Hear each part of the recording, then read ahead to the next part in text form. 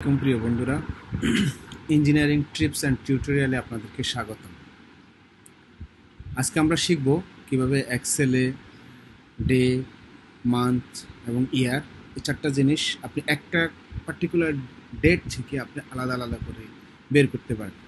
উপরে আমি একটা স্যাম্পল দিয়ে রাখছি, অলরেডি দেখতে পাচ্ছেন। আমার ফার্স্ট কলামে ডেটগুলো আমি অলরেডি ক্রিয়েট করে রাখছি, সেকেন্ড কলামে সেটা ডে অলরেডি বের করা আছে, থার্ড কলাম মান্থ এবং ফোর্থ কলামে ইয়ার।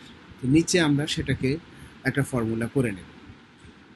আপনি আমার প্রসেসটাকে সহজ করার জন্য আগে আমি ডেগুলো টাইপ করে রেখেছি, এখন সেগুলোকে আমি পার্টিকুলার ডেট, মান্থ এবং ইয়ারে আমরা কনভার্ট করে নেব।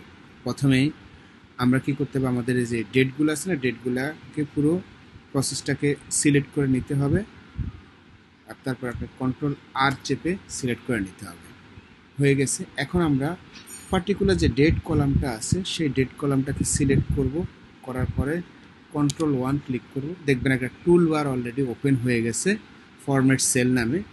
ফরম্যাট সেলে গিয়ে আমরা কাস্টমসে ক্লিক করব।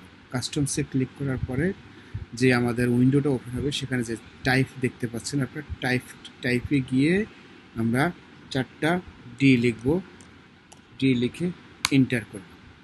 দেখেন আমার দিনে ওই পার্টিকুলার যে ডেটটা আমি ব্যবহার করছি সেই ব্যবহারে কোন দিন ছিল সেটা অলরেডি মেনশন হয়ে গেছে। সেম এজ আমরা মান্থের কলামে গিয়ে মান্থের কলামটা সিলেক্ট করব, তারপরে কন্ট্রোল 1 ক্লিক করব, ক্লিক করার পরে অ্যাগেইন সেম কাস্টমস যাওয়ার পরে টাইপে গিয়ে সেখানে আমরা 4টা এম লিখে এন্টার ক্লিক করব। দেখেন আমাদের 10 মাস মানে অক্টোবর মাস, সেটা অলরেডি সে আমাদেরকে অক্টোবর মান্থ সেপারেটলি বের করে দিয়েছে।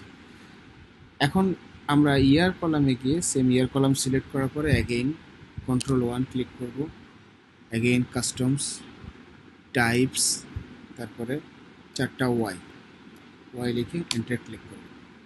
সিম্পলি দেখতে পাচ্ছেন কিভাবে আমরা একটা পার্টিকুলার ডেট থেকে ডে, মান্থ এবং ইয়ার আলাদা আলাদাভাবে আমরা সেটাকে নির্ণয় করে নিয়েছি। ধন্যবাদ সবাইকে, ভালো থাকবেন। নতুন নতুন ভিডিও পেতে হলে ইঞ্জিনিয়ারিং টিপস এবং টিউটোরিয়ালের সাথে থাকবেন। লাইক, কমেন্ট, শেয়ার দিয়ে ধন্যবাদ।